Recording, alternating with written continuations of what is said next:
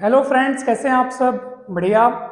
आज हम छत्तीसगढ़ के विभिन्न प्रतियोगी परीक्षाओं में गणित विषय में जो सवाल पूछे गए हैं, आज कुछ सवालों पर हम चर्चा करेंगे। हमने नंबर सिस्टम यानी संख्या पद्धति, जो कि आपका पहला चैप्टर रहता है, हमने उससे आज कुछ क्वेश्चंस निकाले हैं। जो क्वेश्चंस आज हम सॉल्व करेंगे उनको एक बार और अच्छे से समझा दिया गया है। मतलब कि आप पिछले वीडियोस जरूर देखिए, आपको उसमें ये टॉपिक्स जिनसे रिलेटेड ये क्वेश्चंस हैं, उन टॉपिक्स को डिटेल में एक बार समझा दिया गया है, तो आप वो वीडियो जरूर देखिए। और ये क्वेश्चंस जो हैं काफ़ी इंपॉर्टेंट हैं, और इस टाइप के क्वेश्चंस जो हैं वो एग्जाम में पूछे जाते हैं। तो चलिए हम शुरू करते हैं। पहला क्वेश्चन ये लिखा है कि 237 की घात में 123, 113 की घात में 123, दोनों के बीच प्लस है, और दूसरी संख्या है 237 की घात में 113 और 113 की घात में 113। ये दूसरी संख्या है, और आपको बताना है कि इनका उभयनिष्ठ गुणनखंड क्या होगा। मतलब ऐसी कौन सी चीज है जो इन दोनों को डिवाइड करेगी, दोनों को विभाजित करेगी, क्योंकि जो इन दोनों को विभाजित करेगी वही इन दोनों का क्या कहलाएगी, उभयनिष्ठ गुणनखंड। तो ये हमको चार ऑप्शंस दिए गए हैं। तो इसमें एक ट्रिक है, एक फॉर्मूला है, वो आप हमेशा याद रखिएगा कि a की घात n प्लस b की घात n हमेशा हमेशा a प्लस b से विभाजित होती है। हमेशा a की घात n प्लस b की घात n हमेशा a प्लस b से विभाजित होता है। ठीक है, बट यहाँ पे शर्त है कि n क्या होना चाहिए, विषम होना चाहिए। ठीक है, तो आप ये बात हमेशा याद रखें। मतलब n अगर विषम रहेगा ना, तो ये बात की बिल्कुल गारंटी है, ये बात बिल्कुल पक्की है। n अगर सम होगा तो ये बात हो भी सकती है, नहीं भी हो सकती है, वो अलग केस हो जाएगा। लेकिन अगर n विषम है तो ये बात एकदम निश्चित है। तो चलिए हम देखते हैं कि यहाँ पर ये वाला फॉर्मूला कैसे फिट बैठता है, कैसे काम करता है। आप देखो, ये वाले को a मानो, ये b मानो, और ऊपर में घात में n है। यहाँ n की जगह पे आपको कितना दिख रहा है, 123, और 123 विषम संख्या है, तो ये वाला ट्रिक हम वहां लगा सकते हैं। तो क्या कहता है फॉर्मूला, ये वाला a की घात n प्लस b की घात n हमेशा a प्लस b से विभाजित होगी। यानी ये संख्या हमेशा किससे विभाजित होगी, a plus B. a plus B मतलब 237 प्लस 113, 7 3 10, हासिल है 1, 3 1 4 1 5, और ये 3 350। यानी ये संख्या डेफिनेटली 350 से तो डिवाइड होगी ही होगी। चलिए ये देखते हैं, इसी ट्रिक का इस्तेमाल करके देखते हैं कि ये संख्या किससे डिवाइड होगी। तो आप देख लीजिए, यहाँ पे भी घात में जो कितना दिख रहा है आपको, 113 दिख रहा है। तो 113 विषम संख्या है, तो ये संख्या भी इन दोनों का जो योग है 237 प्लस 113, तो ये भी 350 होगा। तो ये संख्या भी 350 से डिवाइड होगी, यानी कि 350 दोनों का उभयनिष्ठ गुणनखंड है। इसलिए आपका ऑप्शन ए जो है वो करेक्ट है। तो ये काफी इंपॉर्टेंट क्वेश्चन था और बहुत सरल तरीके से बना। और ये वाला ट्रिक आप हमेशा याद रखना कि अगर n विषम संख्या हो तो an प्लस बी एन हमेशा a प्लस बी से डिवाइड होगा। हमेशा मतलब गारंटी है, n विषम होने पर ये गारंटी है। n अगर सम हो, अगर घात में सम रहता, तो इस बात की गारंटी नहीं है। ये हो भी सकता था, नहीं भी हो सकता था, ये कथन सत्य। लेकिन विषम के केस में ये कथन सर्वथा सत्य होगा। तो ये पहला क्वेश्चन बन गया। अब दूसरा देखते हैं। दूसरा वाला तो बहुत सरल है, बहुत ज़्यादा सरल है। मैंने फिर भी यहाँ पे लिख दिया। चलो भाई, एक कम से कम मान लो जिनको आइडिया नहीं होगा तो उनके लिए कम से कम ये उपयोगी रहेगा। और सेकंड क्वेश्चन में ये लिखा है कि 2 - 2 + 2 - 2 + 2 - 2 ये श्रृंखला चलती जा रही है। कहाँ तक चलती जा रही है, 2017 पदों तक। यानी ये यही क्रम चलता रहेगा 2017 पदों तक। एकांतर क्रम में 2 - 2 2 - 2 ऐसे आते जा रहे हैं, अल्टरनेट प्लस माइनस चलते जा रहे हैं। हमको बताना है कि इनका योग क्या होगा। तो आप चलिए देखते हैं कि अगर केवल हम दो पदों तक देखें, 2 - 2 यानी दो पदों तक कितना आ रहा है, 0 आ रहा है। 2 - 2 0 हो जाएगा। हम तीन पदों तक अगर देखें, 2 - 2 + 2, तो 2 - 2 कट जाएगा, ये वाला 2 बचेगा। 2 - 2 कट जाएगा, ये वाला 2 बचेगा। हम चार पदों तक अगर देखते हैं, 2 - 2 + 2 - 2, तो 2 - 2 फिर कट जाएगा, और फिर +2 - 2 फिर कट जाएगा, फिर 0 आएगा। तो आपको एक पैटर्न नजर आ रहा होगा, आपको एक जो उसमें जो समानताएं वो दिखाई देती होंगी कि जब जब आप यहाँ दो कितने बार है, 2 बार, यहाँ दो कितने बार है, 4 बार, फिर अगले बार जब जब 6 बार दो लोगे, इसी श्रृंखला में आप 6 पदों तक बढ़ोगे, फिर आपके पास 0 मिलेगा। आप 5 बार तक चल के देखो, 5 बार तक चलो, 2 - 2 कटेगा, 2 - 2 कटेगा, 1 ठोक 2 बचेगा। यानी कि जब जब आप 2 बार जोड़ते हो, श्रृंखला के 2 ठोक पद लेते हो तब भी 0 मिलता है, 4 पद लेते हो तब भी 0 मिलता है, 6 पद लोगे तब भी 0 मिलेगा। और जब जब आप 3 पद लेते हो या 5 पद लेते हो तो आपको आंसर के रूप में कितना मिलता है? 2 मिलता है। यानी आप अगर इस श्रृंखला को विषम बार तक जोड़ोगे तो आपको 2 बचेगा, और अगर आप सम बार तक जोड़ोगे, सम बार तक मतलब 10 बार तक, 20 बार तक, 40 बार तक, 26 बार तक, 38 बार तक, तो कम से कम आपको मतलब यहाँ पे आपको कितना मिलेगा? 0 मिलेगा। तो हमको कितने पदों तक, कितने बार जोड़ना है हमको? 217 बार, यानी 217 टाइम्स। यानी ये श्रृंखला है 217 पदों तक चलती जाएगी, 217 पदों तक। और 217 क्या है? विषम संख्या है। तो विषम संख्या में हमको जोड़ने पर क्या मिलता है? देखो 2 बचता है यहाँ पे, तो इसका आंसर आएगा 2। तो ये 2 इसका आंसर हो गया। तो काफी सरल था ये, बहुत सरल था ये दोनों क्वेश्चन है इंपॉर्टेंट। और नेक्स्ट क्वेश्चन भी देखते हैं, चलिए।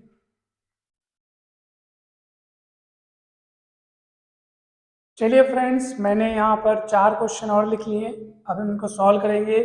ये क्वेश्चंस भी हमारे छत्तीसगढ़ के जो अभी तक के जो कॉम्पिटिटिव एग्जाम्स हुए हैं उनमें ये पूछे गए हैं। जैसे ये सीजी व्यापम अमीन 2017 में पूछा गया है, ये CGPSC RDA 2014 में पूछा गया है, और वैसे ये भी पूछा गया है, और ये भी CG व्यापम RI 2016 में पूछा गया है।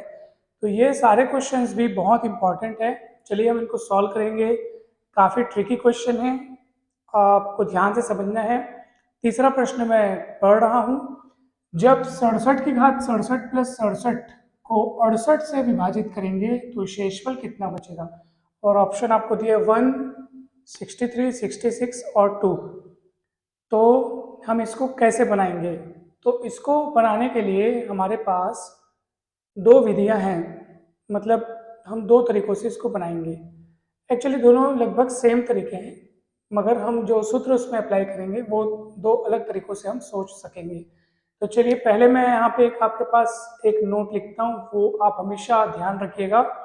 और वो नोट ये है कि अगर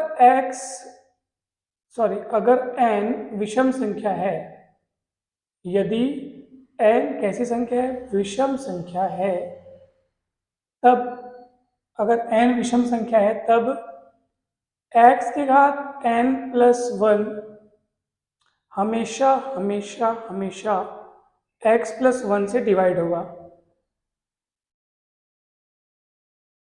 ये वाला आप सूत्र याद रखिएगा। अगर n विषम संख्या है तब x की घात n प्लस 1 हमेशा x प्लस 1 से क्या होगा? विभाजित होगा।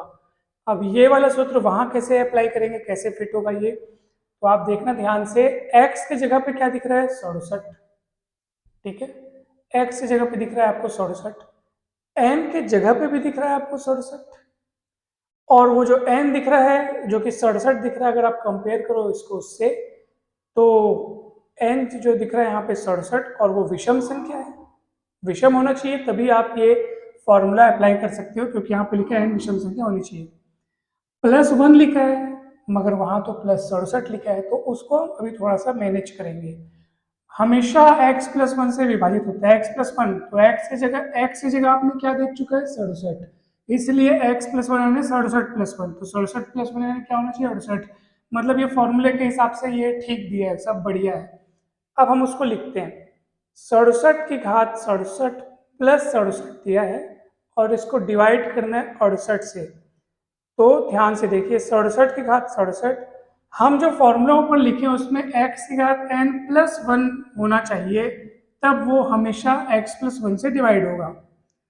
तो यहाँ तो +1 नहीं है सर, +67 है, तो हम क्या करेंगे? उस 67 को 2 भागों में तोड़िए आप, 1 अलग कर लीजिए उसमें से, और बचा 66, तो अब 66 अलग कर लीजिए।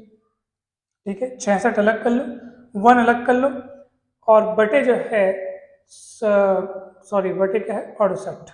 ठीक है, इस 68 को आप 67 प्लस 1 भी सोच के देख सकते हो, ताकि आपको ये फॉर्मूला यहाँ पे फिट करते बने। अब देखो आप, x की घात n प्लस 1 हमेशा x प्लस 1 से विभाजित होगा, x की घात n प्लस 1 हमेशा ये जो x प्लस वन एक्स की जगह यहाँ जो दिख रहा है वही यहाँ देखना, तब ठीक बनेगा काम। जो यहाँ दिख रहा है x की जगह वही यहाँ दिखना चाहिए, और x प्लस वन, तो ये वाली पूरी राशि इस राशि से डिवाइड हो रही है इस सूत्र के अकॉर्डिंग। तो जब ये इससे डिवाइड हो रहा है तो एक्स्ट्रा कौन बचा वो दिख रहा है 66, तो वही आपका 66 जो है वही शेषफल होगा, और ये आपका करेक्ट आंसर हो जाएगा, यानी ऑप्शन सी इज करेक्ट।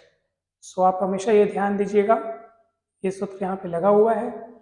और मैं आपको एक और बहुत अच्छी वाली बात बता देना चाहता हूँ, तो वो भी आपको एक बढ़िया सा, मतलब अगर आप चाहे तो इस रूप में सोचिए, इस रूप में सोचिए, या फिर आप ऐसा भी सोच सकते हैं जो मैंने इसके पहले थोड़ा सा बताया था, सेम फॉर्मूला है वो भी।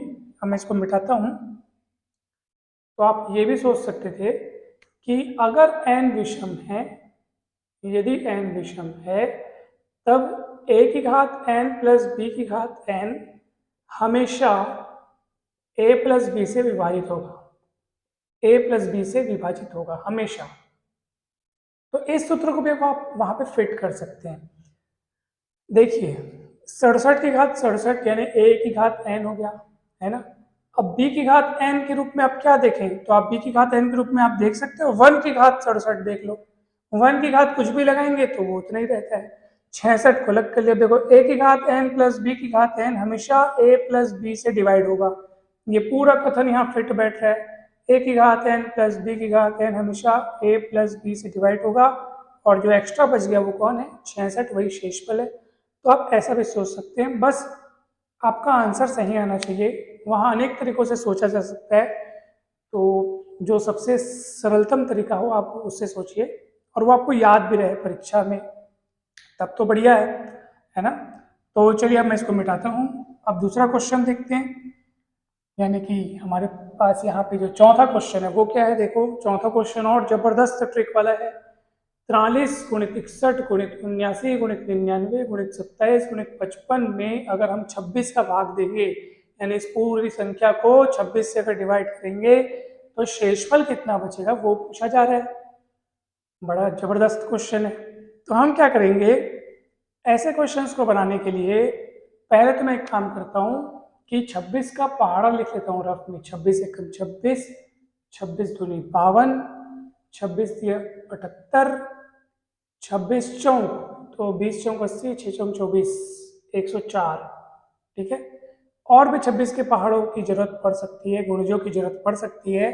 अब आपको करना क्या है वो सुनिए।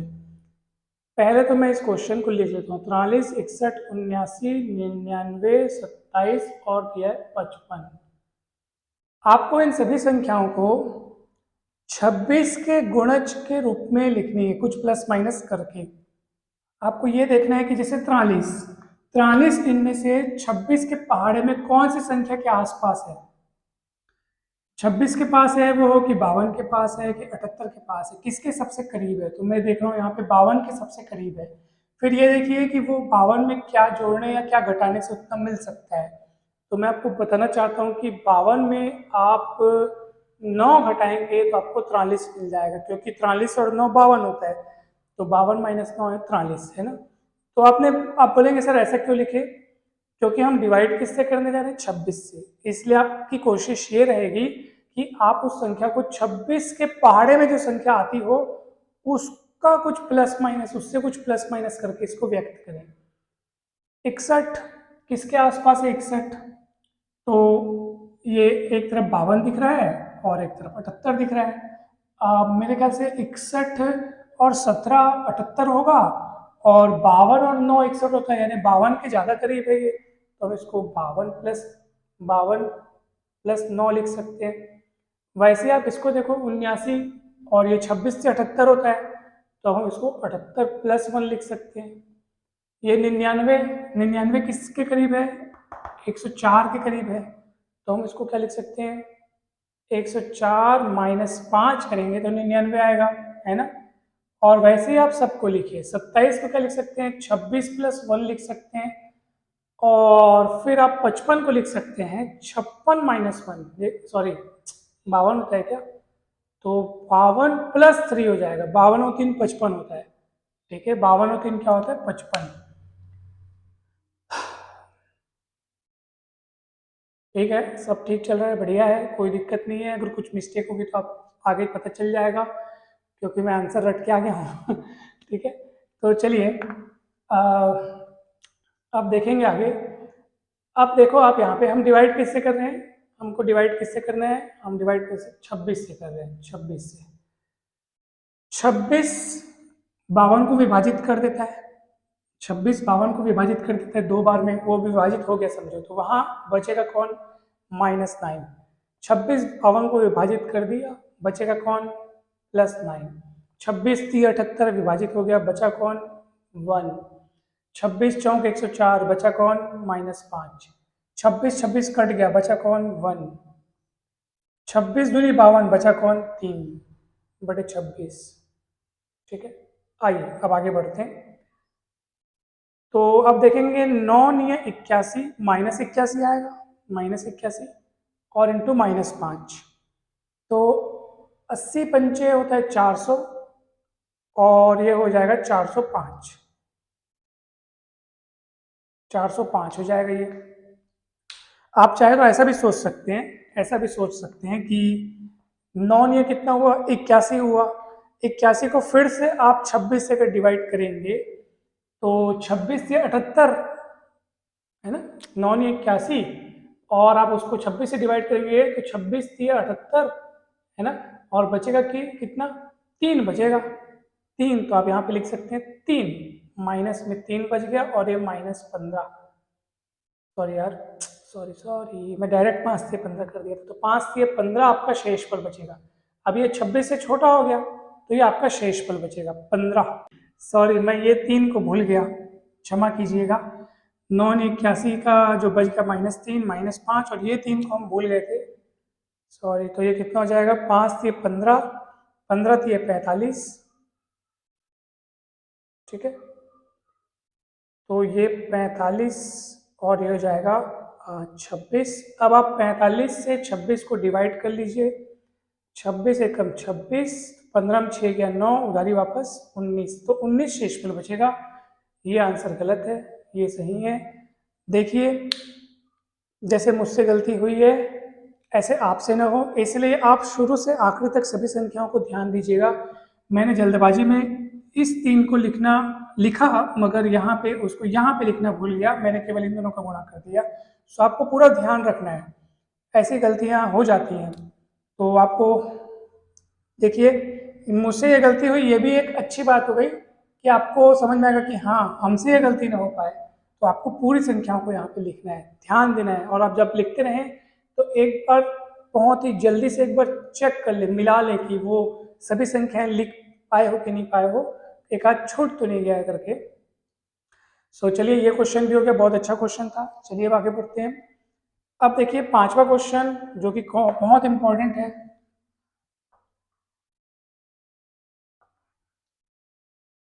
चलिए अब अगला क्वेश्चन देखते हैं। अगला क्वेश्चन हमारे पास लिखा है 2 की घात 16 - 1 इनमें से किसके द्वारा विभाज्य है, और ऑप्शन में है 11 13 17 19। तो इस क्वेश्चन को बनाने के लिए हम क्या करेंगे, 2 की घात 16 - 1 लिखा है, हम इसको गुणनखंड करके देखते हैं। चलिए गुणनखंड करके देखते हैं। तो आप इसको लिख सकते हैं 2 की घात 8 का वर्ग, क्योंकि 8 दूनी 16 होता है तो तोड़ दिए उसको, और इसका 1 स्क्वायर लिख सकते हैं। फिर आप इसको a + b a - b में तोड़िए तो कितना आएगा, 2 की घात 8 - 1 a + b और a - b है ना। फिर ये 2 की घात 8 + 1 को वैसे ही रहने दो, फिर इसको तोड़ो। इसको 2 की घात 8 को लिख सकते हो 2 की घात 4 का वर्ग -1, फिर यहाँ सूत्र लगाओ, इसको वैसे ही रहने दो, इसको वैसे ही रहने दो, और आप इसको सूत्र लगाइए। फिर से देखो, आप यहाँ पे देखो a कौन था, a था 2 की घात 8 और b कौन था 1, तो a² - b² a + b a - b। यहाँ पे आप a² - b² का फॉर्मूला लगाओ तो कितना होगा बताओ, तो a + b और a - b, और आप देखेंगे कि यहाँ 2 की घात 4 यानी होता है, सॉरी 2 की घात, यहाँ भी 2 की घात 4 यानी 16 होता है, 16 + 1 कितना होता है 17, यानी ये क्या है, कोई मतलब नहीं है, कुछ ना कुछ तो ये होगा। इसको भी सॉल्व करोगे 16 - 1 15 आएगा, यहाँ 15 आएगा, और ये भी कुछ ना कुछ आएगा। ठीक है, ये कितना आएगा बताऊँ? 1024 का आधा हो जाएगा 512, उसका हो जाएगा 256, 257 आएगा। तो खैर मतलब था ये बीच वाले से, देखो 2 की घात 4 यानी 16 हो गया, 16 और 1 17 हो गया। यानी कि हम इसको सॉल्व किए और इसको सॉल्व करने के बाद जो 3 टुकड़े मिल रहे हैं, उन 3 टुकड़ों में एक हमारे पास 15 है, एक हमारे पास 17 है और एक हमारे पास 256 है। 256 और एक 257 है। ठीक है, 257 है। अब आप देखो कि आपके ऑप्शन में क्या क्या है। क्या आपके ऑप्शन में 15 है? नहीं है। 17 है, यानी कि ऑप्शन सी आ गया। जिस चीज को आप ब्रेक करके जिन टुकड़ों में तोड़ रहे हो, ये कोई और नहीं, ये इसके कहलाएंगे गुणनखंड यानी फैक्टर्स कहलाएंगे। और जो फैक्टर्स होते हैं उन सबों में से हर एक से ये चीज डिवाइड होगी, यानी ये चीज इससे भी डिवाइड होगी, ये चीज इससे भी डिवाइड होगी और इससे भी डिवाइड होगी। तो ऑप्शन में अगर 15 होता तो 15 भी सही होता, और ऑप्शन में 17 है तो 17 सही है। ठीक है, तो इस तरीके से आपको सॉल्व करना है ये। तो बन गया, ये क्वेश्चन भी बन गया। चलिए देखते हैं अगला। मैं अगला वाला आप तक एक होमवर्क के रूप में छोड़ता हूँ, आप सॉल्व कीजिएगा, बनाइएगा। अगर बन जाए तो मुझे ज़रूर कमेंट करके बताइएगा, और अगर ना बने तो मुझसे आप ज़रूर पूछिएगा, तो मैं नेक्स्ट वीडियो में इसको बनाने का प्रयास करूँगा। और आपको मैं इसके साथ साथ और भी अनेक प्रश्न जो इसी टाइप के हैं उनका भी हल हम करेंगे। आपको बहुत बहुत धन्यवाद। वीडियो कैसा लगा आप ज़रूर बताइए। मुझसे अगर कुछ त्रुटि हो गई हो तो उसको भी मुझे बताइए, ताकि नेक्स्ट वीडियो में मैं और अच्छे से मेहनत करके बना सकूं। वीडियो अच्छा लगे तो लाइक करें, कमेंट्स करें, चैनल को ज़रूर सब्सक्राइब करें और वीडियो को शेयर करें। आप सभी का बहुत बहुत धन्यवाद।